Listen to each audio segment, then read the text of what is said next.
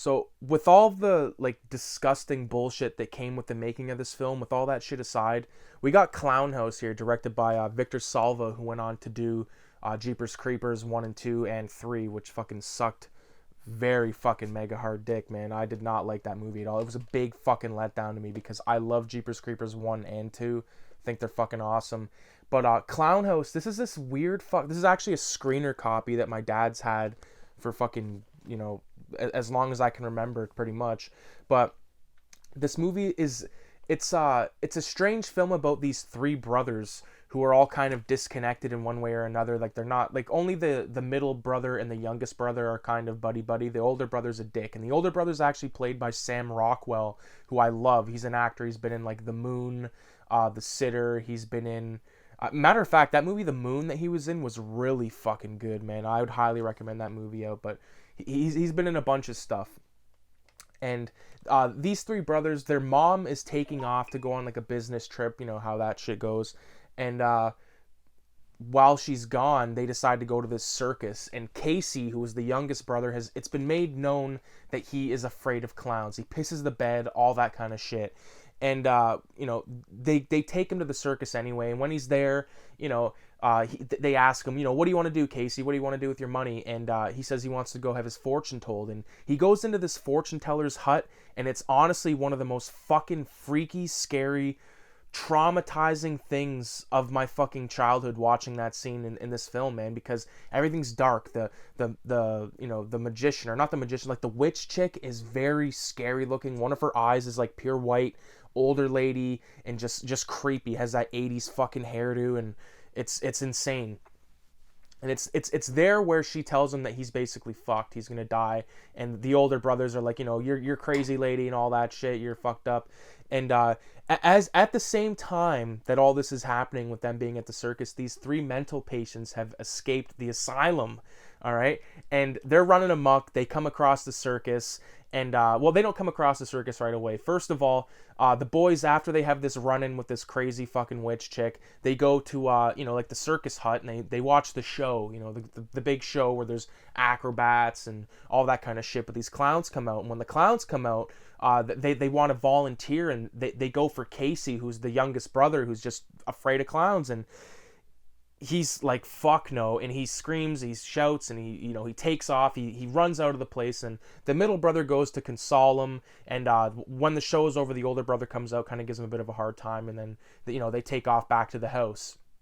Now these mental patients, they're at the fucking circus now, and they are just going nuts. Like, the one guy's got a thing for like strangulation, because it keeps focusing on all these scenes where like where there's a balloon being made, and like it's twisted, and it's like the more the balloon's twisted, the more fucked up he's getting about it. And he utilizes that later on in the film with some of his kills. The main clown, name of Chizo, actually, which is fucked, played by a guy named Tree, which you can't find anything else about the guy other than his name was Tree. But Tree and the gang, the clowns, or like the mental patients, they kill a couple of clowns in this very insane way. And I love the banter between like the actual clowns. They seem like, greasy carny types. I love that shit. And they get taken out. Now the mental patients don the clown attire all the way to the fucking makeup and everything.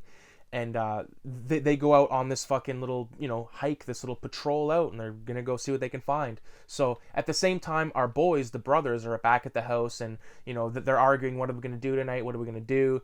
And, they decide they want to go get some popcorn from the kitchen. They go downstairs, all the popcorn's gone. So two of the brothers, they go, the youngest brother, the oldest brother, they go to this store down on Old Jones Road and all this shit. Like, it's funny, man. And these clowns kind of terrorize Jeffrey, who's the middle brother, without him knowing it, at the house, because they've came across the house. And the two brothers that left to the store, while they're out, they're kind of being tailed, right? And the oldest brother, at one point, he's like, fuck it, let's run. So he starts running, and Casey's, the younger brother, starts running. He's freaking out. Clowns behind him. It's scary shit. They make it to this variety store, and that's where we get one of our first kills in the clown makeup for our killers. they strangle a guy in a barn, and basically the two brothers make it back to the house, and they start watching monster movies. One of the films they're watching is actually Dementia 13, which is a film directed by Francis Ford Coppola way back in the 60s, but way before The Godfather, Apocalypse Now, Conversational, or excuse me, did he do The Conversation? I could be wrong on that, but anyways, the clowns come back, start fucking with them big time, and it's crazy because the older brother is so much of an asshole that like he dresses up as a clown at one point and is trying to like, you know, scare the shit out of everybody, but he gets taken out, and now it's like a fight between the youngest two brothers against these clowns, and through various contraptions via the stairs, via getting thrown out a window, and via a fucking you know, the best for last, of course, the axe in the back, which is so satisfying to see, because you think our youngest guy Casey is about to get strangled, and you know he gets saved by his bigger brother, and you know that's cool. So I really do like this film, but it's so fucking unfortunate that cocksucker Victor Salva had to go be a scumbaggy piece of shit, because I think he does make good films like Clownhouse, Jeepers Creepers 1 and 2.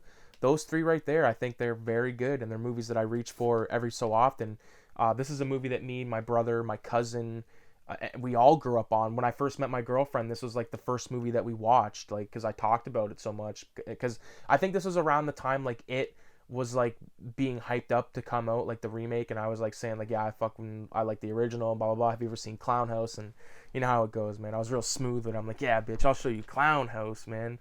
But yeah, I love you, Kayla, if you're watching. But yeah, man, Clownhouse is a good fucking film. So with that being said, I appreciate everybody for watching. I appreciate everybody for checking out the Facebook page and subscribing, all that stuff. It's awesome. I love how, you know, it's starting to get like fucking, it's cool. I love all the comments. I love hearing all like the history and all that kind of stuff. So, and once again, if you want to do a screen worship with me, just hit me up in the comments. I'll get you my Skype. I have a few people that are, you know, in line to be in it, i.e. J-Rock, Screen, Slasher Critic, I believe. And me and Kevin Labonte, we're going to do some stuff. Me and Retro or Die, we're going to get on the VHS Graveyard podcast back up. Hopefully get an episode of that recorded this week, so it'll be up for the weekend. And yeah, man, hopefully everyone's enjoying their quarantine, not going too crazy, killing anyone in their house. So yeah, man, adios.